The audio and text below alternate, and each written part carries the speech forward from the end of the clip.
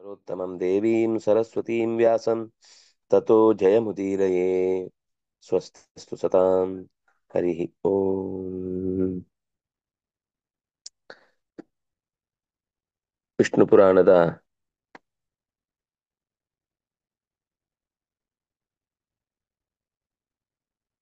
ಆ, ವಿಶೇಷ ಸಂಗತಿಗಳನ್ನು ನಾವು ಯಥಾಶಕ್ತಿ ನೋಡುವ ಪ್ರಯತ್ನ ಮಾಡ್ತಾ ಇದ್ದೆವು.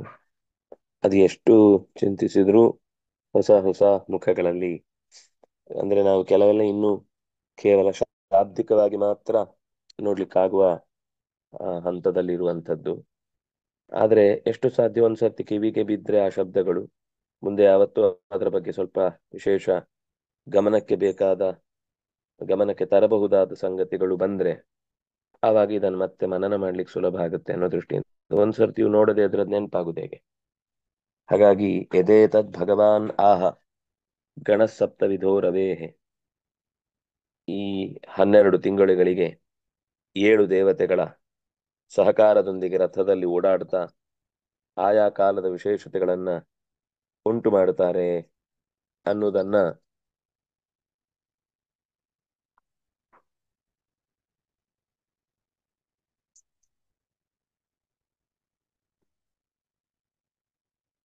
ತಿಳಿಸಿ ಮಂಡಲೇ ಹಿಮತಾಪಾದೇಹೆ ಕಾರಣಂ ತನ್ಮಯ ಶ್ರುತಂ. ಆ ಸೂರ್ಯಮಂಡಲದ ಮೂಲಕ ಚಲನೆ ನಡೆಯುವಾಗ ಹಿಮ, ವರ್ಷ, ಆಮೇಲೆ ಘರ್ಮ ಇದೆಲ್ಲವೂ ಕೂಡ ಹೇಗಾಗುತ್ತೆ ಅನ್ನೋದನ್ನು ಕೂಡ ನಾವು ಗಮನಿಸಿದೆವು. ವ್ಯಾಪಾರಶ್ಚ ವಿಕತಿತಃ ಗಂಧರ್ವೋ ರಗರಕ್ಷಸಾಂ ಋಷೀಣಾಂ ವಾಲಕಿಲ್ಯಾನಾಂ ತಥೈವಾಪ್ಸರಸಾಂ ಗುರು. ನೀವು ಆ 7 ಜನಗಳಲ್ಲಿ ಪ್ರತಿ ಮಾಸದ ನಡುವೆ ನೀವು ಗಮನಿಸಿದ್ರೋ ಇಲ್ವೋ ಗೊತ್ತಿಲ್ಲ, ಆ ಅದರಲ್ಲಿ ಕೆಲವು ಋಷಿಗಳಿದ್ರು, ಇನ್ನು ಕೆಲವರು ಅಪ್ಸರೆಯರಿದ್ರು. ಅಂದ್ರೆ ಒಬ್ಬಳು ಅಪ್ಸರೆ ಯಾವುದೋ ಒಂದು ಸ್ತ್ರೀಲಿಂಗದ ಪದ ಇದ್ದೇ ಇರ್ತಿತ್ತು. ಪುಂಜಿಕ ಸ್ಥಳ ಅಂತ ಬಂತು, ವಿದ್ಯಾಸ್ಥಳ ಅಂತ ಬಂತು. ಕೆಲವರು ಗಂಧರ್ವರಿದ್ರು, ಕೆಲವು ನಾಗದೇವತೆಗಳಿದ್ರು, ಕೆಲವರು ರಾಕ್ಷಸ ದೇವತೆಗಳಿದ್ರು, ನಿವೃತ್ತಿ ಮೊದಲಾದವರು. ಹೀಗೆ ಇವರೆಲ್ಲರೂ ಕೂಡ ಈ ಕಾಲದಲ್ಲಿ ಆಯಾ ಕಾಲದಲ್ಲಿ ಉಂಟಾಗುವ ಮಳೆಗೆ ಅಥವಾ ಬಿಸಿಲಿಗೆ ಅಥವಾ ಚಳಿಗೆ ಹ್ಮ್ ಕಾರಣವಾಗುವಂತೆ ಏನೇನು ಕೆಲಸ ಮಾಡುತ್ತಿದ್ದಾರೆ ಅದೆಲ್ಲವನ್ನು ಅವರು ನಮಗೆ ನೆನಪಿಸಿದ್ದು ಯಾಕೆ ಅಂದ್ರೆ ಕೇವಲ ಅವರು ಸುಮ್ಮನೆ ಇದ್ದಾರೆ ಅಂತ ಅನ್ಕೊಳ್ಬೇಡಿ. ಅವರೆಲ್ಲ ಒಂದೊಂದು ಜವಾಬ್ದಾರಿ ಹೊತ್ತುಕೊಂಡು ಆ ಕೆಲಸವನ್ನು ಮಾಡ್ತಾ ಇದ್ದಾರೆ. ಯಕ್ಷಾಣಾಂಚ ರಥೇ ಭಾನೋಹು ವಿಷ್ಣು ಶಕ್ತಿ ಧೃತಾತ್ಮನಾಂ. ವಿಷ್ಣುವಿನ ಶಕ್ತಿಯನ್ನು ಹೊತ್ತ ಯಕ್ಷರು, ಋಷಿಗಳು, ಬಾಲಕಿಲ್ಲರೆ ಮೊದಲಾದಂತಹ ವಿಶಿಷ್ಟ ಮಹರ್ಷಿಗಳು, ಅಪ್ಸರೆಯರು, ಗಂಧರ್ವರು, ಉರಗರು, ರಕ್ಷಸ್ಸುಗಳು ಇವರೆಲ್ಲ ವಿಷ್ಣು ಶಕ್ತಿಯನ್ನ ಹೊತ್ತು ನಿಂತವರು. ಕಿಂಚ ಆದಿತ್ಯಸ್ಯ ಯತ್ಕರ್ಮ ತನ್ನಾತ್ರೋಕ್ತಂ ತ್ವಯಾ ಮುನೇ ಯದಿ ಸಪ್ತಗಣೋ ವಾರಿ ಹಿಮಮುಷ್ಣಂಚ ವರ್ಷತಿ. ಇಲ್ಲಿ ಆದಿತ್ಯ ಏನ್ ಮಾಡಿದ? ತನ್ನಾತ್ರೋಕ್ತಂ ತ್ವಯಾ ಮುನೇ. ಆದಿತ್ಯ ಏನ್ ಕೆಲಸ ಮಾಡ್ತಾ ಇದ್ದಾನೆ ಅನ್ನೋದನ್ನ ನೀವು ಹೇಳಿಲ್ಲ. ಅಂದ್ರೆ ಆಯಾ ಕಾಲ ಆ ಮಾಸಗಳಲ್ಲಿ ಹಾಗೆ ತಿರುಗುತ್ತೆ. ತಿರುಗುವಾಗ ಅವನ ರಥದಲ್ಲಿ ಈ ದೇವತೆಗಳು ನೆಲೆಸಿರ್ತಾರೆ. ಅದರಿಂದಾಗಿ ಮಳೆ, ಚಳಿ, ಬಿಸಿಲು ಅನ್ನೋದರ ಕಾಲದ ಬದಲಾವಣೆಗಳು ಆಗ್ತಾ ಇರುತ್ತೆ. ಇವರೆಲ್ಲ ಸೇರಿ ಮಾಡುವ ಕೆಲಸವನ್ನು ನಾವು ಎಂತ ಮಳೆ ಅಂತ ಮಳೆಯನ್ನು ಬೈಯುವ ಹಾಗಿಲ್ಲ. ನಾವು ಬೈದ್ರೆ ಆ ಋಷಿಗಳನ್ನ, ಆ ಅಪ್ಸರೆಯರನ್ನ, ಆ ಗಂಧರ್ವರನ್ನ, ಆ ಭಗವದ್ ರೂಪಗಳನ್ನ ಹೊತ್ತು ನಿಂತು ಅವನ ಆಜ್ಞೆಯಂತೆ ಕೆಲಸ ಮಾಡ್ತಾ ಇರುವವರನ್ನ ನಾವು ಎಲ್ಲಿಗೆ ಹೋಗಿ ನಿಂತಿತು ನೋಡಿ. ವೈಷ್ಣವ ದ್ವೇಷ ಹೇತೂನ್ಮೇ ಭಸ್ಮಸಾತ್ ಕುರು ಮಾಧವ ಅಂತ ನಾವು ನಿತ್ಯ ಪ್ರಾರ್ಥನೆ ಮಾಡಬೇಕಾದ ಮಾತು ಅಂತ ಹೇಳುದು. ನಾವು ಮಳೆಯನ್ನ ಬೈದ್ರೆ ವೈಷ್ಣವರನ್ನೇ ಬೈದ ಹಾಗೆ. ಯಾಕೆಂದ್ರೆ ವಿಷ್ಣು ಶಕ್ತಿ ಧೃತಾತ್ಮರಾದಂತಹ ಅಪ್ಸರೆಯರು, ಗಂಧರ್ವರು, ಋಷಿಗಳು, ಯಕ್ಷರು, ಕಾಲದ ದೇವತೆಗಳು ಎಲ್ಲರೂ ಸೇರಿಕೊಂಡು ಆಯಾ ಕಾಲದ ಮಳೆ, ಆಯಾ ಕಾಲದ ಬೆಳೆ, ಆಯಾ ಕಾಲದ ಬಿಸಿಲು, ಆಯಾ ಕಾಲದ ಚಳಿ ಇತ್ಯಾದಿಗಳನ್ನು ಹುಟ್ಟು ಹಾಕ್ತಾರೆ. ನಾವು ಆ ಚಳಿಯನ್ನು, ಮಳೆಯನ್ನು, ಬೇಸಿಗೆಯನ್ನು ಬೈತಾ ಇದ್ದೇವೆ ಅಂತಂದ್ರೆ ಆ ಕಾಲದ ನಿಯಾಮಕರಾದಂತಹ ಮಾಸದ ಜೊತೆಗೆ ಸೇರಿಕೊಂಡು ಸೂರ್ಯನಲ್ಲಿ ನೆಲೆ ನಿಂತು ಅವನ ರಥದಲ್ಲಿ ಅದಕ್ಕೋಸ್ಕರ ಆ ಶಾಖವನ್ನು ತಡ್ಕೊಂಡು ಕೆಲಸ ಮಾಡ್ತಿದ್ದಾರೆ ಅವರು. ಸೂರ್ಯನ ರಥದಲ್ಲಿ ನಿಲ್ಲುವುದು ಅಂದ್ರೆ ಸಾಧ್ಯ ಇಲ್ಲ. ಯಾರಿಗೂ ಅಲ್ಲಿ ನಿಲ್ಲಿಕ್ಕಾಗ್ಲಿಲ್ಲ. ಸ್ವತಃ ಸಂಜ್ಞೆಯೇ ಮಧ್ಯದಲ್ಲಿ ಒಂದ್ಸರ್ತಿ ತನ್ನ ಇನ್ನೊಂದು ರೂಪವನ್ನಿಟ್ಟು ಅವಳು ಹೊರಟು ಹೋಗ್ತಾಳೆ. ಅಂದ್ರೆ ಇದು ಉದ್ದೇಶ ಏನು ಅಂತಂದ್ರೆ ತುಂಬಾ ಕಠಿಣವಾದ ಕೆಲಸ ಅಂತ. ಸುಮ್ಮನೆ ಹಾಗಾಯ್ತು ಹೀಗಾಯ್ತು. ನಾವು ಸೂರ್ಯ ಎಷ್ಟು ಬೇಜವಾಬ್ದಾರಿಯಿಂದ ನಡ್ಕೊಳ್ತಾನೆ, ಒಂದು ಹೆಂಡತಿಯನ್ನು ಸರಿಯಾಗಿ ನೋಡ್ಕೊಳಿಕ್ ಆಗಲ್ಲ ಅಂತ ನಾವ್ ಇಲ್ಲಿಂದ ಬೇಕಾದಷ್ಟು ಮಾತಾಡ್ಬೋದು. ಒಂದು ನೆನ್ಪಿರ್ಬೇಕು ನಮ್ಗೆ ಯಾವಾಗ್ಲೂ ಕೂಡ, ದೇವತೆಗಳ ಜೀವನದ ಬಗ್ಗೆ ನಾವು ಮಾತಾಡುವಾಗ ನಮ್ಮ ಜೀವನದ ಹಾಗೆ ಹೋಲಿಸಿಕೊಂಡು ಇಲ್ಲಿರುವ ಕಷ್ಟ ನಷ್ಟಗಳನ್ನು ಯೋಚಿಸಿಕೊಂಡು ಅದರ ಹಿನ್ನೆಲೆಯಲ್ಲಿ ಅದನ್ನ ವ್ಯಾಖ್ಯಾನ ಮಾಡ್ಲಿಕ್ಕೆ ಹೋಗ್ಬಾರ್ದು. ಅದು ನಮಗೆ ಸೂಚಿಸುವಂತದ್ದು ಆ ವ್ಯವಸ್ಥೆಯ ಕಷ್ಟಗಳನ್ನ ಹೊರತು ಅದು ಇಲ್ಲಿಯೂ ಕೂಡ ಇಲ್ಲಿ ನಡೆದ ಹಾಗೆ ಅಲ್ಲಿ ನಡೆಯತ್ತೆ ಅನ್ನೋ ಅಭಿಪ್ರಾಯ ಅಲ್ಲ. ಅದರಿಂದಾಗಿ ಆ ದೇವತೆಗಳನ್ನ ನಾವು ಬೈದ ಹಾಗೆ ಆಗತ್ತೆ. ಮಳೆಯನ್ನು ಬೈದ್ರೆ ಅವರು ಕಷ್ಟಪಟ್ಟು ಸೂರ್ಯನ ಜೊತೆಗೆ ನಿಂತು ಕಾಲಕ್ಕೆ ತಕ್ಕ ಹಾಗೆ ಮೋಡವನ್ನ ತರಿಸ್ತಾರೆ, ಮೋಡವನ್ನ ಹೊದೆಯುವ ಹಾಗೆ ಪರಸ್ಪರ ಒಂದಕ್ಕೊಂದು ಬೆಸೆಯುವ ಹಾಗೆ ಮಾಡುತ್ತಾರೆ. ಇದೆಲ್ಲ ಅವರ ಕೆಲಸ. ಕೇವಲ ವಿಷ್ಣು ಶಕ್ತಿ ಧೃತಾತ್ಮನ ಪರಮಾತ್ಮನ ಪ್ರೀತಿಗೋಸ್ಕರ ಅವನ ಶಕ್ತಿಯನ್ನು ಹೊತ್ತು ಈ ಕೆಲಸವನ್ನು ಮಾಡ್ತಿರ್ತಾರೆ. ಯದಿ ಸಪ್ತಗಣೋ ವಾರಿ ಹಿಮಮುಷ್ಣಂಚ ವರ್ಷತಿ ತತ್ ಕಿಮತ್ರ ರವೇರ್ಯೇ ಏನ ವೃಷ್ಟಿ ಸೂರ್ಯಾದತಿ ಇತೀರ್ಯತೆ. ನೀವೇನ್ ಹೇಳಿದ್ರಿ? ಈ ಸಪ್ತಗಣಗಳು ಏಳು ಏಳು ಏಳರ 12 ಗುಂಪೇನಿದೆ, ಇವುಗಳು ಚಳಿಯನ್ನುಂಟು ಮಾಡುತ್ತವೆ, ಬೆಳಕನ್ನು ಉಂಟು ಮಾಡುತ್ತವೆ, ಬಿಸಿಲನ್ನು ಉಂಟು ಮಾಡುತ್ತವೆ, ಮಳೆಯನ್ನುಂಟು ಮಾಡುತ್ತವೆ ನೀವು ಹೇಳಿದ್ರಿ. ಹಿಮಂ ಉಷ್ಣಂ ಚ ವರ್ಷತಿ ತತ್ ಕಿಮತ್ರ. ಇಲ್ಲಿ ರವಿಯ ಕೆಲಸ ಏನು ಹಾಗಾದ್ರೆ? ಮತ್ತೆ ನೀವು ಇಷ್ಟೊತ್ತು ಆ ಸೂರ್ಯಾದ್ ವೃಷ್ಟಿ, ಸೂರ್ಯನಿಂದ ಮಳೆ ಬರುತ್ತೆ ಏನ್ ಹೇಳಿದ್ದು? ಮಳೆ ಬರೋದು ಅವರಿಂದ ಅಲ್ಲ, ಮಳೆ ಅವನ ರಥದಲ್ಲಿ ಕೂತವ್ರು. ಅದೇನಾಯ್ತು ಅಂದ್ರೆ ಕೆಲವೊಂದ್ಸರ್ತಿ ಯಾರೋ ಒಬ್ರು ಗುಂಪಲ್ಲಿ ಅವ್ರ ಕಡೆಯವ್ರು ಮಾಡಿದ್ರೆ ಅವನು ಯಾರೋ ಒಬ್ಬ ದೊಡ್ಡವನು ಇರ್ತಾನಲ್ಲ, ಅವ್ನು ನಾನೇ ಮಾಡಿದ್ದು ಅಂತ ಹೇಳ್ತಾನೆ. ಹಾಗೆ ಇಲ್ಲಿ ರವಿ ತನ್ನ ಸಂಗಡಿಗರಿಂದ ಆದ ಕಾರ್ಯವನ್ನ ತನ್ನ ಕಾರ್ಯ ಅಂತ ಹೇಳ್ಕೊಂಡು ತಿರುಗುವಂತದ್ದು ನಮ್ಮ ಈ ಭೂಮಿಯಲ್ಲಿ ಕೆಲವು ಜನ ಇರ್ತಾರಲ್ಲ. ಯಾಕೆ ಅವನನ್ನ ಸೂರ್ಯಾದಿತ್ಯ ವೃಷ್ಟಿ ಹೀತಿ ಕಿಮರ್ಥಂ ಈರ್ಯತೆ? ಈರ್ಯತೆ ಅಂದ್ರೆ ಹೇಳಲ್ಪಡುತ್ತದೆ. ವಿವಸ್ವಾನುದಿತೋ ಮಧ್ಯೆ ಅಸ್ತಮಿತಿ ಕಿಂಚನಃ ಬ್ರವೀತ್ಯೇತತ್ ಸಮಂ ಕರ್ಮ ಯದಿ ಸಪ್ತಗಣಸ್ಯ ತತ್. ವಿವಸ್ವಾನ್ ಉದಿತಃ ಮಧ್ಯೆ ಯಾತಿ ಅಸ್ತಂ ಗಚ್ಚತಿ ಅಸ್ತಂ ಯಾತಿ ಮಧ್ಯೆ ಯಾತಿ ಅಸ್ತಂ ಯಾತಿ ಅಂತ. ಸೂರ್ಯ ಬೆಳಕು ತರ್ತಾನೆ, ಮಧ್ಯದಲ್ಲಿ ಬಿಸಿಲು ಕೊಡ್ತಾನೆ, ರಾತ್ರಿ ಮತ್ತೆ ಕತ್ತಲೆ ಬರೆಸ್ತಾನೆ ಅಂತ ನೀವು ಹೇಳ್ತಾ ಇದ್ದೀರಲ್ವಾ. ಈ ರೀತಿಯಾದ ಕರ್ಮ ಅದು ಸಪ್ತಗಣದ್ದಾದಾಗ ಆ ಸಪ್ತಗಣಗಳ ಕೆಲಸಗಳನ್ನ ಯಾಕೆ ವಿಷ್ಣುವಿನ ಸೂರ್ಯನ ಕಾರ್ಯಭಾರ ಅಂತ ಹೆಸರಿಸಿ ಕೆಲಸ ಯಾರದ್ದು ಹೆಸರು ಯಾರದ್ದು ಅನ್ನುವ ಸ್ಥಿತಿಯಲ್ಲಿ ಬಂದು ನಿಂತಿದೆಯಲ್ವಾ ಅಂತ ಆ ಮೈತ್ರೇಯರು ಮತ್ತೆ ಆ ಹಿಂದೆ ಹೇಳಿದ ಸಂಗತಿಗಳ ಬಗ್ಗೆ ಪ್ರಶ್ನೆ ಮಾಡಿದಾಗ ಹೀಗಿರ್ಬೇಕು ಯಾವಾಗ್ಲೂ. ನೋಡಿ, ಜಿಜ್ಞಾಸೆ ಬೆಳೆದು ಪ್ರಶ್ನೆ ಈ ರೀತಿ ಬೆಳೆದ್ರೆ ಮಾತ್ರ ನಮ್ಗೆ ಯಾವತ್ತೂ ಕೂಡ ತಾತ್ವಿಕವಾದ ತಿಳುವಳಿಕೆ ವಾದದ ರೂಪದಲ್ಲಿ ಬೆಳಿಲಿಕ್ಕೆ ಸಾಧ್ಯ.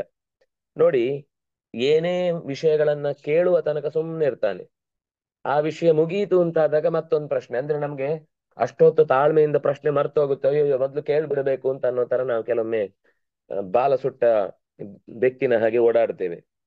ಆದ್ರೆ ಕೇಳುವ ತಾಳ್ಮೆಯ ಜೊತೆಗೆ ಪ್ರಶ್ನೆಯನ್ನು ಉಳಿಸಿಕೊಂಡು, ಯಾಕೆಂದ್ರೆ ಕೆಲವೊಂದ್ಸರ್ತಿ ಪ್ರಶ್ನೆ ಬರುತ್ತಲ್ವಾ, ಆ ಪ್ರಶ್ನೆ ಬಂದ ತಕ್ಷಣ ಮುಂದೆ ಅದರ ವಿವರಣೆಯಲ್ಲಿ ಅಲ್ಲೇ ಉತ್ತರ ಸಿಕ್ಬಿಡುತ್ತೆ. ಕೆಲವೊಮ್ಮೆ ನಾವು ಕಾದ್ರೆ ಉತ್ತರ ಸಿಕ್ಕಿದ್ರೆ ಸಮಾಧಾನ ಆಗುತ್ತೆ, ಆ ಪ್ರಶ್ನೆಗೆ ಸರಿಯಾದ ಉತ್ತರ ಸಿಕ್ತು ಅನ್ನೋ ಸಮಾಧಾನದಿಂದ ಅದು ವಿಷಯ ಚೆನ್ನಾಗಿ ನೆನ್ಪುಳಿಯುತ್ತೆ. ನಾವು ಕೇಳುವಾಗ್ಲೇ ಅದರ ಬಗ್ಗೆ ನೈರ್ಲಕ್ಷ್ಯ, ಯಾವುದೇ ಏನೋ ಹೇಳ್ತಿರ್ತಾರೆ, ದಿನ ಹೇಳ್ತಿರ್ತಾರೆ, ಎಷ್ಟು ಹೇಳ್ತಾರ್ರಿ ಅದೇ ಹೇಳ್ತಾರೆ, ಅದೇ ದೇವ್ರಂತೆ, ಅದೇ ದೊಡ್ಡವನಂತೆ, ಅವನೇ ಎಲ್ಲ ಮಾಡುದಂತೆ, ನಾವೇನು ಮಾಡುದಿಲ್ಲ ಅಂತೆ. ಇದು ಕೇಳಿ ಕೇಳಿ ನಮ್ಗೊಂಥರ ಡಿಪ್ರೆಷನ್ ಆಗ್ಬಿಟ್ಟಿದೆ ರೀ. ಅದಕ್ಕೆ ನಾವು ಹೆಚ್ಚು ಕೇಳಲಿಕ್ಕೆ ಹೋಗಲ್ಲ. ಎಲ್ಲಾ ದೇವ್ರು ದೇವ್ರು ದೇವ್ರು ಅಂತಾರೆ. ನಾವ್ ಏನಕ್ಕಿರುದು ಮತ್ತೆ? ನಾವು ಬದುಕುದು ಉಸಿರಾಡುದು ನಾನಲ್ವಾ, ಓಡಾಡುದು ನಾನಲ್ವಾ, ಕೇಳುದು ನಾನಲ್ವಾ. ಅದರಿಂದಾಗಿ ಈ ಜಗತ್ತಲ್ಲಿ ಇಷ್ಟೆಲ್ಲ ಅವ್ಯವಸ್ಥೆಗಳು ಹುಟ್ಟಿದೆ ಅಂತ ನನಗೆ ಅನ್ಸುತ್ತೆ ಅಂತ ಕೆಲವೊಂದ್ ಸರ್ತಿ ಕೆಲವರಿಗೆ ತೀವ್ರ ಆಕ್ರೋಶ ಬರುವುದುಂಟು ಈ ಚಿಂತನೆಗಳ ಬಗ್ಗೆ, ಈ ಅಧ್ಯಯನದ ಬಗ್ಗೆ, ಅಥವಾ ಈ ಕರ್ಮದ ಆ ವ್ಯವಸ್ಥೆಯ ಬಗ್ಗೆ. ಆದ್ರೆ ಸಮಾಧಾನದಿಂದ ಯೋಚನೆ ಮಾಡಬೇಕಾದ ಸಂಗತಿ ಅಂತ ನಮಗೆ ಎಚ್ಚರಿಸುವುದಕ್ಕೋಸ್ಕರ ಈ ಸಂವಾದಗಳು. ಸ್ವಲ್ಪ ಹೊತ್ತು ಕಾದ್ರೆ ನಮಗೆ ಉತ್ತರ ಸಿಗುತ್ತೆ. ಕೆಲವೊಮ್ಮೆ ನಮಗೆ ಈ ಪ್ರಶ್ನೆ ಬರುವುದಿಲ್ಲ ಅಂತ ಗೊತ್ತಾಗುತ್ತೆ ಅವರಿಗೆ, ಅವರೇ ಆ ಪ್ರಶ್ನೆ ಮಾಡಿ ಉತ್ತರ ಕೊಡ್ತಾರೆ.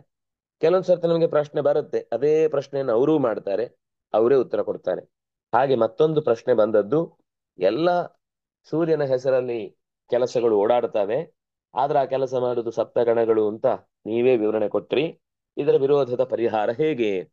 ಪರಾಶರ ಉವಾಚ ಶ್ರೂಯತಾಮೇತದ್ಯಥಾ ಏತದ್ಯದ್ಭಾವ ಭಾವಾನ್ ಪರಿಪೃಚ್ಛತಿ ಯಥಾ ಸಪ್ತಗಣೈ ಗಣೇಪ್ಯೇಕಃ ಪ್ರಾಧಾನ್ಯೇನಾಧಿಕೋ ರವಿಃ.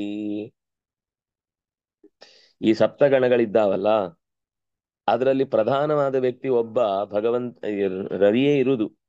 ಅದು ಸೂರ್ಯ ಇದ್ದಾನೆ ಅಂದ್ರೆ ಸೂರ್ಯನಲ್ಲಿರುವ ಭಗವಂತ ಅಂತಾನೆ ಅರ್ಥ. ಪ್ರಾಧಾನ್ಯೇ ಪ್ರಾಧಾನ್ಯೇನ ಅಧಿಕೋ ರವಿ.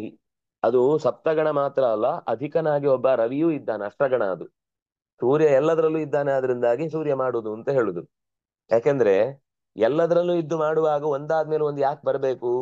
ಮಳೆಗಾಲ ಬಂದ್ಮೇಲೆ ಯಾಕೆ ಬೇಸಿಗೆ ಕಾಲ ಬರುದಿಲ್ಲ? ಯಾಕಂದ್ರೆ ಮಳೆ ಬಂದ್ಮೇಲೆ ಸ್ವಲ್ಪ ಹಿಮ ಆಗಿರುತ್ತೆ, ಹಿಮ ಆಗುದ್ರ ಜೊತೆಗೆ ಆಕಾಶದಲ್ಲಿ ಮೋಡ ಕಟ್ಟಬೇಕಿರುತ್ತೆ, ಮೋಡ ಕಟ್ಟಿದಾಗ ಅದು ತಂಪಾಗುತ್ತೆ, ತಂಪಾದಾಗ ಮುಂದಿನ ಮಳೆ ಬರ್ಲಿಕ್ಕೆ ಬೇಕಿರುವಂತಹ ಪೂರ್ಣ ಸಿದ್ಧತೆ ನಡೆದು ಬಿಸಿಯೂ ಚೆನ್ನಾಗಿ ಕಾದ್ರೆ ಆವಾಗ ಇನ್ನಷ್ಟು ಹಬೆ ಸೇರಿ ಅದು ಹೊಸ ಮಳೆಗಾಲಕ್ಕೆ ಬೇಕಿರುವ ಪೂರ್ವ ಸಿದ್ಧತೆ ಆಗುತ್ತೆ. ಆ ಕ್ರಮದಲ್ಲಿ ಒಂಚೂರು ವ್ಯತ್ಯಾಸ ಆದ್ರೂ ಮಳೆಗಾಲ ಬಂದ ತಕ್ಷಣ ಅಕಸ್ಮಾತ್ ಬೇಸಿಗೆಗಾಲ ಬಂದ್ರೆ ಮತ್ತೆ ಉಳಿದ 4 ತಿಂಗಳು ಉಂಟಲ್ಲ, ಚಳಿಗಾಲದಲ್ಲಿ ಚಳಿ ಇರುವುದಲ್ಲ, ನೀರು ಇರುವುದಿಲ್ಲ, ಮಳೆನೂ ಇರುವುದಿಲ್ಲ, ಚಳಿನೂ ಇರುವುದಿಲ್ಲ ಅಂತ ಆ ಕಾರಣಕ್ಕೆ ಹ್ಮ್ ಇಡೀ ಜಗತ್ತಿನ ಅವ್ಯವಸ್ಥೆಮಯ ಆಗುತ್ತೆ. ಇದ್ದಕ್ಕಿದ್ದಾಗೆ ಬೇಸಿಗೆಗಾಲ ಆದ್ಮೇಲೆ ಚಳಿಗಾಲ ಬಂದ್ರು ಅದು ಮತ್ತೆ ಡಿಹೈಡ್ರೇಷನ್ ಆಗುತ್ತೆ ಹೊರತು ನೀರಿನ ವ್ಯವಸ್ಥೆ ಅಂತ ಅನ್ನೋದನ್ನ ಸರಿ ಮಾಡದೆ ಚಳಿಗಾಲ ಬಂದು ಉಪಯೋಗ ಇಲ್ಲ. ಚಳಿಗಾಲದಲ್ಲಿ ಜಾಸ್ತಿ ನೀರು ಕುಡಿಬೇಕು ಅಂತಿರುದು. ನಾವ್ ಅನ್ಕೊಳ್ತೇವೆ ಬೇಸಿಗೆಯಲ್ಲಿ ಜಾಸ್ತಿ ಕುಡಿತೇವೆ ಅಂತ. ಬೇಸಿಗೆಯಲ್ಲಿ ಬೇಕು ಅಂತಾದ್ರೆ ಅದು ಕುಡಿಯುವಂತೆ ಪ್ರಕೃತಿ ಮಾಡತ್ತೆ. ಚಳಿಗಾಲದಲ್ಲಿ ಪ್ರಕೃತಿಯಲ್ಲಿ ಚಳಿ ಆಗತ್ತೆ ಹೊರತು ನೀರು ಕುಡಿಬೇಕು ಅಂತ ಅನ್ಸುದಿಲ್ಲ. ಆದ್ರಿಂದಾಗಿನೇ ಎಷ್ಟೋ ರೋಗಗಳು ಬರ್ಲಿಕ್ಕೆ ಚಳಿಗಾಲದಲ್ಲಿ ಹೆಚ್ಚು ಕಾರಣ ಇದೆ. ಅಂದ್ರೆ ಸಾಂಕ್ರಾಮಿಕ ಹರಡುವುದಕ್ಕೆ ಮಳೆಗಾಲ ಕಾರಣ ಆದ್ರೆ ದೇಹದ ಒಳಗೆ ಸಿಸ್ಟಮ್ ಹಾಳಾಗುದು ಚಳಿಗಾಲದಲ್ಲಿ. ಒಂದ್ ರೀತಿಯಲ್ಲಿ ಬೇಸಿಗೆ ಅಂತ ಅನ್ನೋದು ತುಂಬಾ ಕಷ್ಟ ಅಂತ ಅನ್ಸಿದ್ರು ನಮಗೆ ಎಲ್ಲಾ ತರದ ಅವ್ಯವಸ್ಥೆಗಳನ್ನ ತಿಳ್ಕೊಂಡು ಸರಿ ಮಾಡ್ಕೊಳ್ಲಿಕ್ಕೆ ಅದೇ ಎತ್ತಿ ತೋರಿಸುತ್ತೆ ದೇಹದಲ್ಲಿ. ಹಾಗಾಗಿ ಕಾಲದ ಈ ವ್ಯವಸ್ಥೆಗೂ ಕೂಡ ಅದು ಹಿಮ ಆದ್ಮೇಲೆನೆ ಬೇಸಿಗೆ, ಘರ್ಮ ಆದ್ಮೇಲೆನೆ ಮಳೆ ಅನ್ನೋದಕ್ಕೊಂದು ವ್ಯವಸ್ಥೆ ಇದೆ. ಅಲ್ಲಿ ಪ್ರಧಾನ ಶಕ್ತಿಯಾಗಿ ರವಿಯೇ ಇದ್ದು ಆ ಕೆಲಸವನ್ನ ಮಾಡ್ತಾನೆ ಅನ್ನುವುದು ಸರ್ವಶಕ್ತಿ ಪರ ವಿಷ್ಣು ಋಗ್ಯಜುಸ್ಸಾಮ ಸಂಹಿತಾ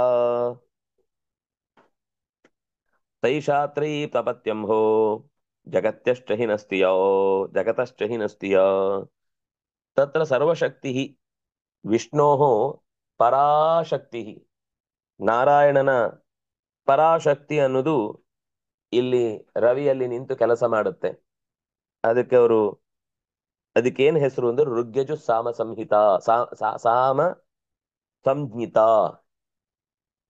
ಋಕ್, ಯಜಸ್ಸು, ಸಾಮ ಅನ್ನುವ 3 ಹೆಸರಿನಿಂದ ಅವನನ್ನ ಕರೀತಾರೆ.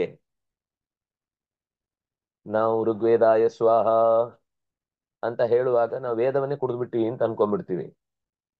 ಅದು ಋಗ್ವೇದಾಯ ಸ್ವಾಹ ಅಂದ್ರೆ ಋಗ್ವೇದ ಅನ್ನೋದು ಭಗವಂತನ ಹೆಸರು. ಋಗ್ವೇದಕ್ಕೆ ನನ್ನನ್ನು ಒಪ್ಪಿಸಿಕೊಳ್ತಾ ಇದ್ದೇನೆ. ಋಗ್ವೇದಕ್ಕೆ ಒಪ್ಪಿಸಿಕೊಳ್ಳುವುದು ಅಂದ್ರೆ ವೇದಕ್ಕೆ ಒಪ್ಪಿಸಿಕೊಳ್ಳುವುದು ಅಂತ ಅರ್ಥ ಅಲ್ಲ. ಆ ವೇದದಿಂದ ಪ್ರತಿಪಾದ್ಯನಾದ ಭಗವಂತನ ಹೆಸರೇ ಋಗ್ವೇದ. ಋಕ್ ಅನ್ನೋದು ದೇವರ ಹೆಸರು, ಯಜುಸ್ ಅನ್ನೋದು ದೇವರ ಹೆಸರು, ಸಾಮ ಅನ್ನೋದು ದೇವರ ಹೆಸರು. ಯಾಕೆ ಅಂತ ಐತರೇಯ ಉಪನಿಷತ್ತು ಹೇಳುತ್ತೆ, ಛಾಂದೋಗ್ಯ ಹೇಳುತ್ತೆ. ಋಕ್ ಅನ್ನೋದು ಅರ್ಚತೆ ಇತಿ ಋಕ್, ನಿರಂತರ ಎಲ್ಲರಿಂದಲೂ ಅರ್ಚಿಸಲ್ಪಡಬೇಕಾದವನು, ಯಾಗ ಮಾಡಲ್ಪಡುವನಾದ್ರಿಂದಾಗಿ ಯಜುಸ್, ನಿರಂತರ ಗಾನ ಮಾಡಲ್ಪಡಬೇಕಾದವನಾದ್ರಿಂದಾಗಿ ಸಾಮ. ಸಾ ಅಮ, ತಿಳಿಲಿಕ್ಕಾಗದಷ್ಟು ಎತ್ತರದ ಸಾರಭೂತವಾದ ವ್ಯಕ್ತಿ ಆದ್ರಿಂದಾಗಿ ಭಗವಂತನನ್ನ ಸಾಮ ಅಂತ ಕರೀತಾರೆ. ನಾವ್ ಎಷ್ಟು ತಿಳಿದ್ರು ಅವನು ಇನ್ನು ತಿಳಿಲಿಕ್ ಬಾಕಿನೇ ಇದೆ ಅಂತ ಅನ್ನುವ ಹಾಗಿನ ವ್ಯಕ್ತಿತ್ವ ಆದ್ರಿಂದಾಗಿ ಈ 3 ಹೆಸರುಗಳಿಂದ ಸಾಮ ಸಂಹಿತಾ ತೈಷಾ, ಅದೇ ಶಕ್ತಿ, ತ್ರಯಿ, 3 ವೇದಗಳಿಂದ, 3 ವೇದಗಳ ಹೆಸರು ಮಾತ್ರ ಅಲ್ಲ, 3 ಕಾಲವನ್ನ ವ್ಯಾಪಿಸಿದೆ, 3 ಅವಸ್ಥೆಗಳನ್ನು ವ್ಯಾಪಿಸಿದೆ, 3 ವೇದಗಳ ಶಬ್ದಗಳಲ್ಲಿ ಪ್ರತಿಪಾದಿಸಲ್ಪಟ್ಟಿದೆ. ಅಂಹೋತಪತಿ, ಅಬ್ಬಾ ಏನು ಸೂರ್ಯನಲ್ಲಿ ನಿಂತು ತಾಪವನ್ನ ಕೊಡುತ್ತೆ. ವಿಷ್ಣೋ ಪರಾಶಕ್ತಿರೇವ ತಪತಿನ ಸೂರ್ಯ ಶಕ್ತಿ. ಇನ್ನೊಂದ್ ಕಡೆನೂ ಆ ಮಾತು ಬಂದಿದೆ, ತಾಪನಿ. ಅದು ಭಗವಂತನದ್ದೇ ತಪಶಕ್ತಿ, ಭಗವಂತನದ್ದೇ ತಾಪಶಕ್ತಿ. ಭಗವಂತನ ತಾಪಶಕ್ತಿಯಿಂದಲೇ ಸೂರ್ಯ ಸುಡುತ್ತಾನೆ, ಸೂರ್ಯ ನೀರನ್ನ ಹೀರುತ್ತಾನೆ, ಸೂರ್ಯ ನಮಗೆ ಬೇಕಿರುವಂತಹ ಎಲ್ಲ ಸೌಕರ್ಯಗಳನ್ನ ಕಾಲ ಕಾಲದಲ್ಲಿ ನಡೆಸಿಕೊಡ್ತಾನೆ, ಮಳೆ ಗಾಳಿ ಬಿಸಿಲುಗಳನ್ನ ಹಂತ ಹಂತವಾಗಿ ತರ್ತಾನೆ. ಜಗತಶ್ಚ ಹಿನಸ್ತಿಯ, ಬಿಸಿಲಿನಿಂದ ಅದನ್ನು ಚೆನ್ನಾಗಿ ಸುಟ್ಟು ಹಿಂಡುತ್ತಾನೆ. ಸ್ವಲ್ಪ ನೋವು ಆಗ್ಬಹುದು ಭೂಮಿಗೆ, ಆದ್ರೆ ಅನಿವಾರ್ಯ. ನೆಲದಿಂದ ನೀರನ್ನ ಹೀರದೇ ಇದ್ರೆ ಮತ್ತೆ ಮೋಡ ಕಟ್ಟುವುದು ಸಾಧ್ಯ ಇಲ್ಲ. ಹೊಸ ಮಳೆಯನ್ನ ಶುದ್ಧವಾದ ನೀರಿನ ಪ್ರಾಜೆಕ್ಟ್ ನಡಿಬೇಕು ಅಂತಂದ್ರೆ ಸ್ವಲ್ಪ ಕಷ್ಟ ಪಡ್ಲೇಬೇಕಾಗುತ್ತೆ. ನಾವು ಆ ಶುದ್ಧ ಮಾಡಿದ ನೀರು ಅಂತ ಕುಡಿತೇವೆ. ಈಗ ಹೇಳ್ತಾ ಇದೆ WHO, ದಯವಿಟ್ಟು RO ವಾಟರ್ ಕುಡಿಬೇಡಿ, ಅದು ಇನ್ನಷ್ಟು ದೇಹಕ್ಕೆ ಹಾನಿ. ನಮ್ಮದ ದೇಹದ ಸಿಸ್ಟಮ್ ಅನ್ನೇ ಅದು ಪೂರ್ತಿ ನಾಶ ಮಾಡುತ್ತೆ. ಆದಷ್ಟು ಶುದ್ಧ ಮಾಡಿ ನೀರನ್ನ, ಪ್ರಾಕೃತಿಕವಾಗಿ ಶುದ್ಧ ಮಾಡಿ. RO ವಾಟರ್ನಿಂದ ಶುದ್ಧ ಆಗತ್ತೆ ಅಂತ ಭಾವಿಸಿದ್ರೆ ಅದರ ಎಲ್ಲಾ ಮಿನರಲ್ಗಳು ಸತ್ತು. ನೀವು ಗಮನಿಸಿ, ನಿಮ್ಗೆ ಶುದ್ಧ ನೀರು ಯಾವುದು, ಅಶುದ್ಧ ನೀರು ಯಾವುದು ಅಂತ ಗುರುತಿಸ್ಬೇಕಾದ್ರೆ ಒಂದೇ ಒಂದು ಮಾದರಿ ಸಾಕು. ನೀವೊಂದು 3 ದಿವಸ ನೀರನ್ನ ಹಾಗೆ ಇಟ್ಟಿರಿ. ನೀರಿನ ಲೋಟೆಯ ಕೆಳಭಾಗದಲ್ಲಿ ಒಂದು ವೇಳೆ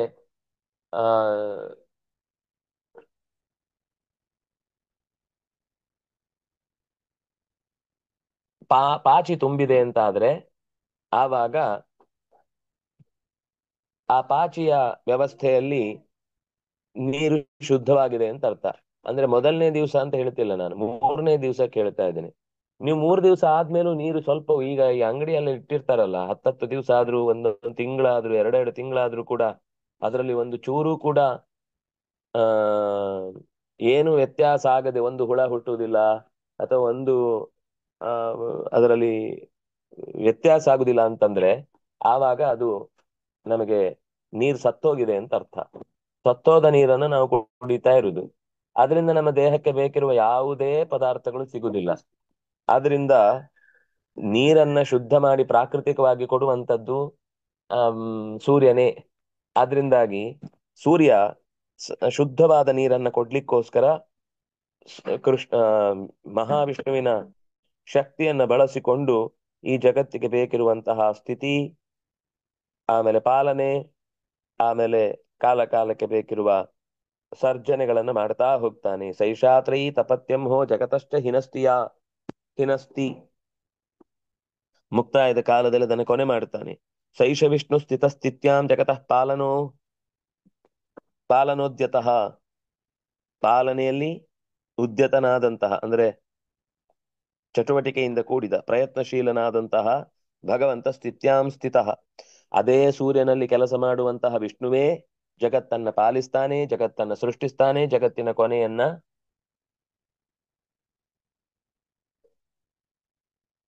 ಮತ್ತೆ ಮತ್ತೆ ತರ್ತಾ ಇರ್ತಾನೆ. ಋಗ್ಯಜುಸ್ಸಾಮಭೂತೋಂತಹ ಸವಿತು ದ್ವಿಜ ತಿಷ್ಠತಿ. ಸವಿತುಹು, ಋಗ್ವೇದದಿಂದ ಪ್ರತಿಪಾದ್ಯನಾದವನೇ ಸೂರ್ಯನಲ್ಲಿದ್ದಾನೆ. ಯಜುರ್ವೇದದಿಂದ ಪ್ರತಿಪಾದ್ಯನಾದ ವಿಷ್ಣುವೇ ಸೂರ್ಯನಲ್ಲಿದ್ದಾನೆ. ಸಾಮಭೂತೋಂತಹ, ಸಾಮ ಮಂತ್ರಗಳಲ್ಲಿ ಕಂಡು ಬರುವಂತಹ ಭಗವಂತನೇ ಸವಿತುಹು ತಿಷ್ಠತಿ, ಸೂರ್ಯನಲ್ಲಿ ನೆಲೆ ನಿಲ್ತಾನೆ. ಸೂರ್ಯನ ಮೂಲಕ ಜಗತ್ತಿಗೆ ಅವನ ಅರಿವು ಉಂಟಾಗುತ್ತೆ. ಮಾಸಿ ಮಾಸಿ ರವಿರ್ಯೋ ಯಃ ತತ್ರ ತತ್ರ ಹಿಸಾಪರ. ಯಹ ಯಹ ಮಾಸಿ ಮಾಸಿ ರವಿಃ ಸಹ ಸಹ ತತ್ರ ತತ್ರ ತಿಷ್ಠತಿ. ಯಾವ ಮಾಸದ ಪ್ರತಿಯೊಂದು ಹಂತವನ್ನು ಕೂಡ ಆ ರವಿ ಯಾವ ಯಾವ ಕಾರ್ಯಭಾರಗಳನ್ನು ಮಾಡ್ತಾನೋ, ಅಂದ್ರೆ ರವಿಗೆ 12 ಮಾಸಗಳಿಗೆ 12 ಹೆಸರಿದೆ. ಆ 12 ಹೆಸರುಗಳಲ್ಲಿ ಸ್ವತಃ ವಿಷ್ಣು ಶಕ್ತಿ ಆ ರೀತಿ ಬೇರೆ ಬೇರೆ ಹೆಸರಿನಿಂದ ಕಾಣಿಸಿಕೊಳ್ಳುತ್ತೆ. ತ್ರೈಮಯಿ ವಿಷ್ಣು ಶಕ್ತಿ ಅವಸ್ಥಾನಂ ಕರೋತಿ ವೈ ಋಚಸ್ತುವಂತಿ ಪೂರ್ವಾಹ್ನೆ ಮಧ್ಯಾಹ್ನೆ ತಯಜೂಂಷಿ ವೈ ಬೃಹದ್ರತಂತರಾದೀನಿ ಸಾಮಾನಿ ಅಕ್ನಕ್ಷಯೇ ರವಿಂ. ಪೂರ್ವಾಹ್ನ ಅಂದ್ರೆ ಬೆಳಗಿನ ಹೊತ್ತಿಗೆ ಋಷಿಗಳು ಋಗ್ವೇದದ ಮಂತ್ರದಿಂದ ಅವನನ್ನ ಸ್ತೋತ್ರ ಮಾಡುತ್ತಾರೆ. ಮಧ್ಯಾಹ್ನೆ ಯಜೂಂಷಿಚ, ಮಧ್ಯಾಹ್ನದ ಹೊತ್ತಿಗೆ ಯಜುಸ್ಸಿನ ಮಂತ್ರಗಳಿಂದ ಅವನನ್ನು ಸ್ತೋತ್ರ ಮಾಡುತ್ತಾರೆ. ಬೃಹದ್ ರಥಂತರಾದೀನಿ, ಬೃಹತ್ ಸಾಮ, ರಥಂತರ ಸಾಮ ಅಂತ ಅನೇಕ ರೀತಿಯ ಶಾಖೆಗಳಿಂದ ಕೂಡಿದೆ. ಸುಮಾರು 1000 ಶಾಖೆಗಳು ಅಂತ ಹೇಳುದು ಇವತ್ತು. ಕೌತುಮ, ರಾಣಯನೀಯ, ಆಮೇಲೆ ಜೈಮಿನಿಯ ಅಂತ 3 ಸಾಮಗಳು ಮಾತ್ರ ಉಳ್ಕೊಂಡಿದೆ. ಆ ಸಾಮದ ಮಂತ್ರಗಳ ಮೂಲಕ ಅಂದ್ರೆ ಮನುಷ್ಯರಲ್ಲಿ, ಋಷಿಗಳಲ್ಲಿ ಅದು ನಿರಂತರ ಇದೆ, ಅದು ಸಾಯುವುದೇ ಇಲ್ಲ. ಯಾಕೆಂದ್ರೆ ವಸಿಷ್ಠಾದಿ ಋಷಿಗಳು ಕೇವಲ ಈಗ ನಿನ್ನೆ ಬಂದವರಲ್ಲ.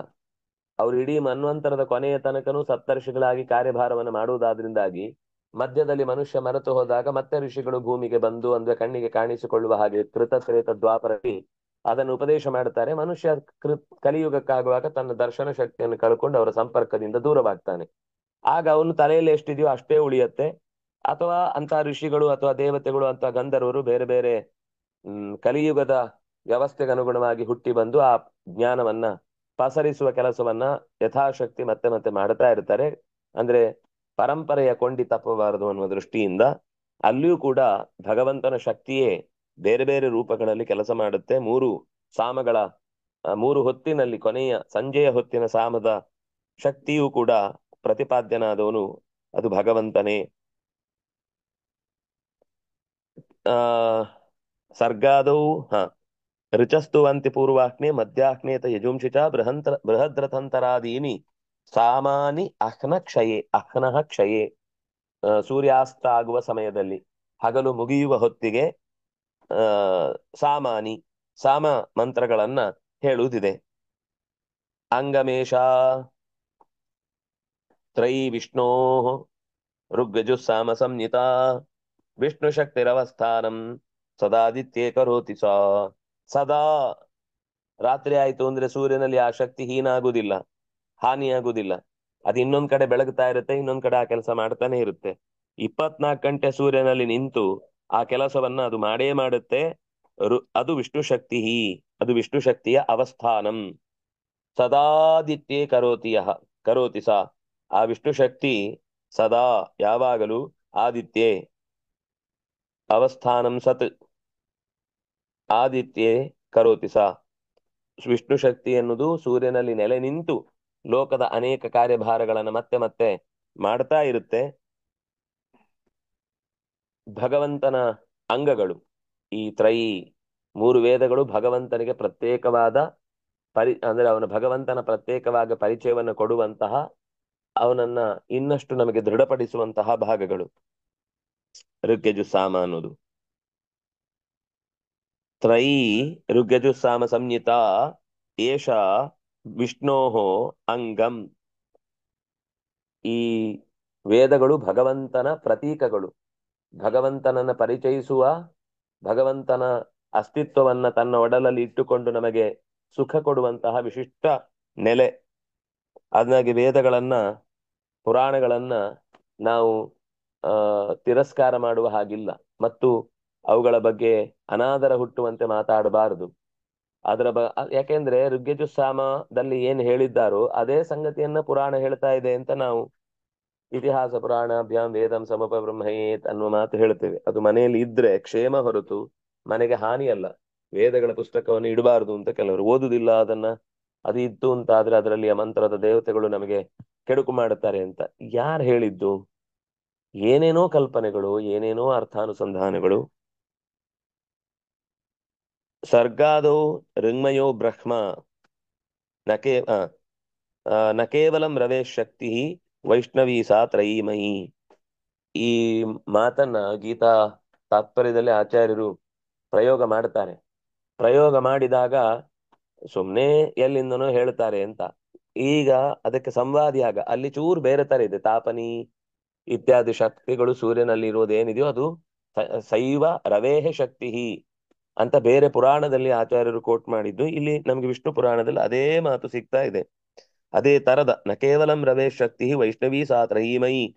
ಅದು ಕೇವಲ ರವಿಯ ಶಕ್ತಿ ಅಲ್ಲ, ಅದು ಸ್ವತಃ ನಾರಾಯಣನ ಶಕ್ತಿಯೇ ಆಗಿದೆ. ಅದು ವಿಷ್ಣು ಶಕ್ತಿ. ಬ್ರಹ್ಮಾತ ಪುರುಷೋ ರುದ್ರ ತ್ರಯಮೇತ ತ್ರಯೀಮಯಂ. ವಿಷ್ಣು, ಬ್ರಹ್ಮ, ರುದ್ರ. ವಿಷ್ಣು ಎಲ್ಲಿದೆ? ಪುರುಷ. ಬ್ರಹ್ಮ ಅಥ ಪುರುಷ. ವಿಷ್ಣು ಶಬ್ದವನ್ನ ತುಂಬಾ ಕಡೆ ಹಾಕುದೇ ಇಲ್ಲ ಅವರು, ಪುರುಷ ಶಬ್ದ ಹಾಕ್ತಾರೆ. ಪುರುಷ ಅಂದ್ರೆ ನಾರಾಯಣನೇ. ಅದು ಪುರುಷ ಸೂಕ್ತ ಪ್ರತಿಪಾದ್ಯನಾದವನನ್ನೇ ಪುರುಷ ಅಂತ ಹೇಳುದು. ಬಾಕಿದು ಲೋಕದ್ದೆಲ್ಲ ಪುರುಷರೇ ಅಲ್ಲ, ಅವರೆಲ್ಲ ಸ್ತ್ರೀಯರೇ. ಹೆಸರು ಮಾತ್ರ ಗಂಡು ಇರ್ಬೋದು ಅಷ್ಟೇ, ಬಿಟ್ರೆ ಸಾಮರ್ಥ್ಯದ ದೃಷ್ಟಿಯಿಂದ ಎಲ್ಲರೂ ಸ್ತ್ರೀಯರೇ. ಹಾಗಾಗಿ ಸ್ತ್ರೀಯರಿಗೆ ಪರಮ ಪುರುಷನಾದವನು ಪರಮಾತ್ಮನಾದ್ರಿಂದಾಗಿ ಅವನೇ ನಿಜವಾಗಿ ಪುರುಷ ಶಬ್ದದಿಂದ ವಾಚ್ಯ ಅನ್ನುವುದನ್ನ ಹೇಳಿ ರುದ್ರ ಬ್ರಹ್ಮ ಪುರುಷ ಈ ಅಯಂ ಏತತ್ರಯೀಮಯಂ ಈ ಮೂರು ಮಂತ್ರಗಳಿಂದ ಕೂಡಿದಂತಹ ಮೂರು ಸಂಹಿತೆಗಳಿಂದ ಕೂಡಿದಂತಹ ಶಕ್ತಿಗಳು ಮೂರಾಗಿ ಲೋಕದಲ್ಲಿ ಕಾಣುತ್ತೆ. ಏನದು? ಸರ್ಗಾದೋ ಋಂಮಯೋ ಬ್ರಹ್ಮ, ಸರ್ಗ ಮಾಡುವಾಗ ಬ್ರಹ್ಮನಲ್ಲಿ ನೆಲೆಸಿದ ಭಗವಂತನ ರೂಪ ಋಂಗ್ಮಂತ್ರದಿಂದ ಪ್ರತಿಪಾದ್ಯನಾಗಿ ಸೃಷ್ಟಿ ಮಾಡುತ್ತೆ. ಸ್ಥಿತೋ ವಿಷ್ಣುರ್ ಯಜುರ್ಮಯ, ಸ್ಥಿತಿಯ ಕಾಲಕ್ಕಾಗುವಾಗ ಸ್ವತಃ ವಿಷ್ಣುವೇ ಯಜುರ್ಮಯನಾಗಿ ಯಜುರ್ ಮಂತ್ರದಿಂದ ಪ್ರತಿಪಾದ್ಯ ಸ್ವರೂಪನಾಗಿ ಸ್ಥಿತಿ ಕಾರ್ಯವನ್ನ ನಿರಂತರ ಮಾಡ್ತಿರ್ತಾನೆ. ರುದ್ರ ಸಾಮಮಯೋಂತಾಯ, ರುದ್ರನಲ್ಲಿ ನೆಲೆಸಿದ ಭಗವಂತನ ರೂಪ ಸಾಮದ ಮಂತ್ರದಿಂದ ಪ್ರತಿಪಾದ್ಯನಾಗಿ ಸಂಹಾರದ ಕಾರ್ಯವನ್ನ ಅತ್ಯಂತ ಲೀಲೆಯಿಂದ ಅನಾಯಾಸವಾಗಿ ಸಂಗೀತದ ಹಾಗೆ ಆ ಜಗತ್ತಿನ ಸೃಷ್ಟಿ ಸ್ಥಿತಿ ಲಯಗಳನ್ನ ಮೂರು ಮಂತ್ರಗಳಿಂದ ಪ್ರತಿಪಾದ್ಯರಾಗಿ ಭಗವಂತನೇ ಮೂರು ಸ್ಥಳಗಳಲ್ಲಿ ನಿಂತು ತಸ್ಮಾತ್ ತಸ್ಯಾಶುಚಿ ಧ್ವನಿ ತಸ್ಯ ಧ್ವನಿ ಅಶುಚಿ, ನಮಗದು ಆ ಅಕಾರದಿಂದ ಸೇರಿ ಅಕಾರವಾಚ್ಯನಾದ ಪರಮಾತ್ಮನಿಂದ ಸೇರಿ ಅದು ಅತ್ಯಂತ ಹೆಚ್ಚು ಮಾರ್ಮಿಕವಾಗಿ ಕೇಳಿಸುತ್ತೆ. ರುದ್ರದೇವನಲ್ಲಿ ತಸ್ಮಾತ್ ತಸ್ಯ ಹಾ ಸೂರ್ಯನ ಕಿರಣಗಳು ನಿರಂತರವಾಗಿ ಒಂದು ವಿಶಿಷ್ಟವಾದ ಧ್ವನಿಯನ್ನು ಹೊರಡಿಸುತ್ತೆ ಅಂತ ಇವತ್ತು ವಿಜ್ಞಾನವೂ ಹೇಳುತ್ತೆ. ಅದನ್ನೇ ಇಲ್ಲಿಯೂ ಕೂಡ ಅವರು ನಿರೂಪಣೆ ಮಾಡಿದ್ದು. ಅದು ಪೂರ್ತಿ ಕೇಳಿಸುವುದಿಲ್ಲ ಅಂತ, ಸ್ಪಷ್ಟವಾಗಿ ವ್ಯಕ್ತ ಆಗುದಿಲ್ಲ. ನಮಗೆ ತುಂಬಾ ಸೂಕ್ಷ್ಮ, ಅಂದ್ರೆ ನಮ್ಮ ಈ ಕಿವಿಗೆ ಅದು ಕೇಳುವುದೇ ಇಲ್ಲ ಅಂತ ಹೇಳ್ಬೋದು. ಅಥವಾ ಕೇಳಿಸಿದ್ರು ಕೂಡ ಮೇಲ್ನೋಟಕ್ಕೆ ಕೆಲವೊಂದ್ ಸರ್ತಿ ಈ ನೀವು ಏಟ್ 8 ಡೈಮೆನ್ಷನ್ ಇದ್ದು ಪದ್ಯವನ್ನ ನೀವು ಮೊಬೈಲ್ ಅಲ್ಲಿ ಹಾಕಿದ್ರೆ ನಿಮ್ಗೆ ಏನು ಅದರ ವಿಶೇಷ ಅನ್ಸುದಿಲ್ಲ. ಅದು ನಮಗೆ ಏನ್ ಸ್ಪೆಷಲ್ ಮಾಮೂಲಾಗಿ ಕೇಳಿದೆ. ಅದು ಕೆಲವೊಂದ್ ಸರ್ತಿ ಇನ್ನೂ ಅದು ಅಸ್ಪಷ್ಟವಾಗೇ ಕೇಳುತ್ತೆ. ನೀವು 3D ಸಿನಿಮಾವನ್ನ ಕನ್ನಡಕ ಇಲ್ಲದೆ ನೋಡಿದ್ರೆ ಏನೋ ಬ್ಲರ್ ಬ್ಲರ್ ಆಗಿ ಕಾಣುತ್ತೆ, ಇದು ಬ್ಲರ್ ಬ್ಲರ್ ಆಗಿ ಕೇಳುತ್ತೆ. ಅದಕ್ಕೆ ಸಾಧನವನ್ನ ಕಿವಿಗೆ ಹಾಕೊಂಡು ಅಥವಾ ಸಾಧನವನ್ನು ಕಣ್ಣಿಗೆ ಹಾಕೊಂಡು ನೋಡಿದಾಗ ಅದು ನಮಗೆ ಹೆಚ್ಚು ಸ್ಪಷ್ಟವಾಗಿ ಕಾಣುತ್ತೆ.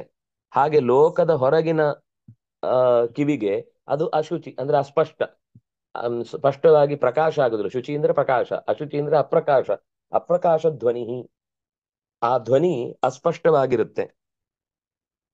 ಏವಂ ಸಾ ಸಾತ್ವಿಕಿ ಶಕ್ತಿ ವೈಷ್ಣವಿ ಸಾ ತ್ರಯೀಮಯಿ, ಹೀಗೆ ಆ ಸಾತ್ವಿಕವಾದ ಶಕ್ತಿ ವೈಷ್ಣವಿ ಮೂರು ವೇದಗಳಿಂದ ತುಂಬಿಕೊಂಡಿರುವಂತಹ ಶಕ್ತಿ ಜಗತ್ತಿನುದ್ದಕ್ಕೂ ಕೂಡ ಅನೇಕ ಕಾರ್ಯಭಾರಗಳನ್ನು ಮಾಡುತ್ತೆ ಅಂತ ಹೇಳ್ತಾ ಇದ್ದಾರೆ. ಒಂಚೂರು ಮುಂದೋಗಿ. ಸಾಕು ಸಾಕು. ಆತ್ಮಸಪ್ತಗಣಸ್ಥಂ ತಂ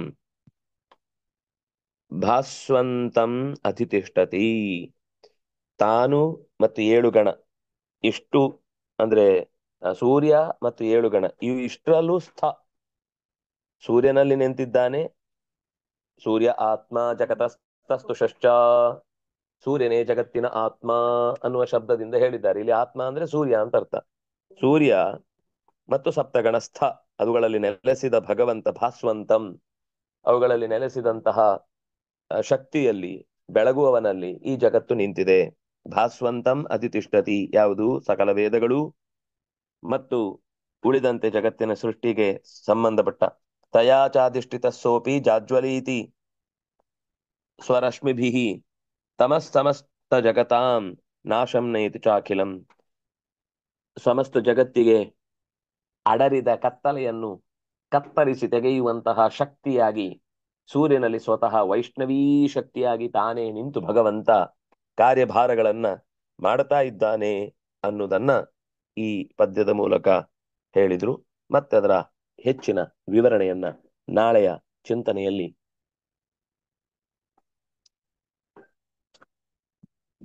ನೋಡೋಣ ಅಂತ ಹೇಳ್ತಾ ಶ್ರೀ ಹರಿಪ್ರಿಯತಾಂ ಶ್ರೀ ಕೃಷ್ಣಾರ್ಪಿತಂ ಅಸ್ತು.